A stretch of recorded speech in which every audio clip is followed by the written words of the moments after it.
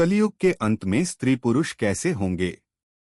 धर्मराज युधिष्ठिर ने एक बार श्री कृष्ण से अत्यंत व्याकुल होकर पूछा, हे माधव, जब यह कलयुग अपनी अंतिम सांसें ले रहा होगा, तब इस पृथ्वी पर रहने वाले स्त्री और पुरुष कैसे होंगे? उनके विचार, उनका आचरण, उनका प्रेम, उनका धर्म सब किस दिशा में जा चुका होगा? श्री कृष्ण मंद मुस्कान के साथ मौन रहे। कुछ क्षणों बाद उन्होंने गंभीर स्वर में कहा, युधिष्ठिर, यह प्रश्न सरल नहीं है, क्योंकि कलयुग के अंत में मनुष्य का बाह्य रूप तो वही रहेगा, परंतु अंतःकरण पूर्णतः बदल चुका होगा। सुनो, मैं तुम्हें उस समय की कथा सुनाता हूँ जब धर्म अपने अंतिम चरण पर खड़ा होगा।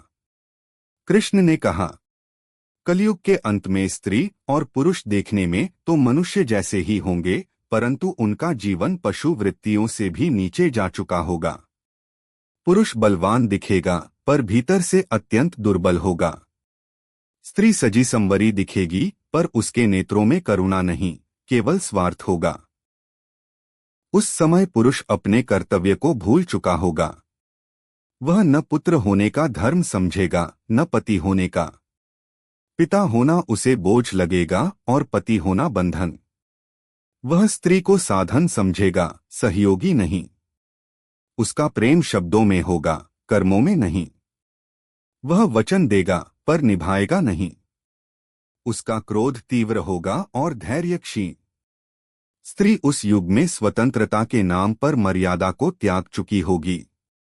वह त्याग को कमजोरी और सहनशीलता को मूर्खता समझेगी। पति को वह मित्र नहीं, प्रतियोगी मानेगी। मातृत्व उसके लिए गर्व नहीं, बाधा बन जाएगा। संतान को वह समय की चोरी मानेगी और परिवार को बंधन। कृष्ण बोले, कलयुग के अंत में स्त्री पुरुष दोनों ही अपने अपने अहंकार के बंदी होंगे। कोई किसी को सुनना नहीं चाहेगा। संवाद समाप्त हो जाएगा, केवल तर्क रह जाएगा। प्रेम के स्थान पर अधिकार होगा और समझ के स्थान पर आरोप। उस समय विवाह एक पवित्र संस्कार नहीं, केवल समझौता होगा। साथ रहने का अर्थ केवल सुविधा होगा। जहां सुविधा समाप्त, वहीं संबंध भी समाप्त। पति पत्नी एक ही घर में रहकर भी एक दूसरे से दूर होंगे। नेत्रों में नेत्र डालकर बात करना दुर्लभ हो जाएगा। कृष्ण ने आगे कहा, कलयुग के अंत में पुरुष अपनी माता का सम्मान शब्दों में करेगा, पर सेवा से दूर भागेगा। स्त्री अपने पिता का नाम तो लेगी, पर आज्ञा नहीं मानेगी। गुरु केवल दिखावे के लिए होंगे और शिष्य केवल लाभ के लिए।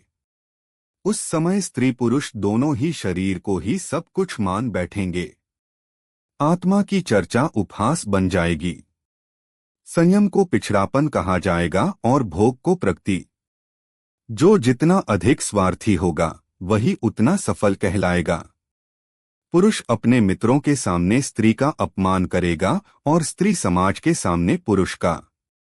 घर की बात घर में नहीं रहेगी। कलह मनोरंजन बन जाएगा। शांति दुर्बलता कहलाएगी। कृष्ण बोले, उस युग में स्त्री पुरुष दोनों ही दुखी होंगे, पर कोई यह स्वीकार नहीं करेगा कि दुख का कारण वह स्वयं है। हर कोई दोष दूसरे पर डालेगा। कोई आत्मचिंतन नहीं करेगा। उस समय स्त्री की सुंदरता बाहरी होगी, भीतर से वह थकी हुई होगी। पुरुष का पराक्रम केवल वाणी में होगा, कर्म में नहीं। दोनों ही अकेले होंगे, भीड़ में रहते हुए भी।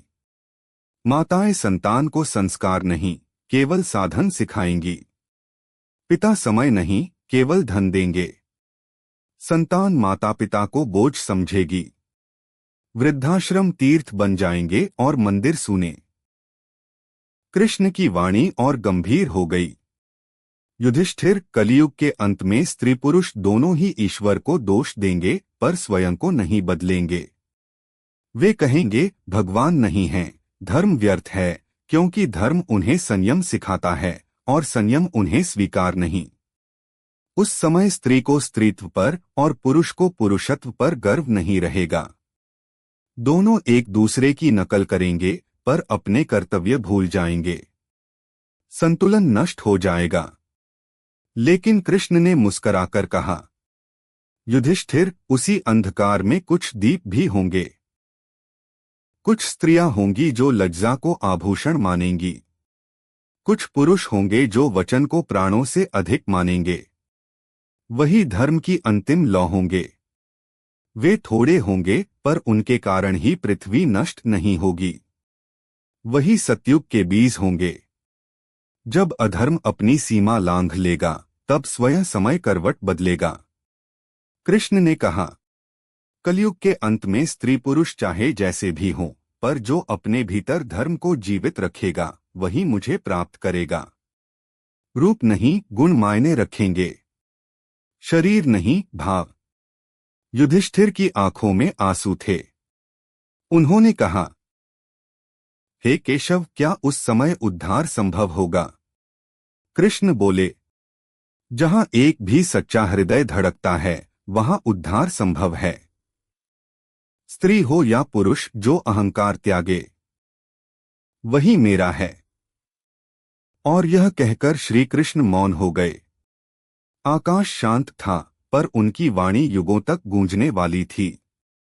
अगर आप श्री कृष्ण के सच्चे भक्त हैं तो चैनल को सब्सक्राइब करो और वीडियो को लाइक करके कमेंट में जय श्री कृष्णा लिख दीजिए।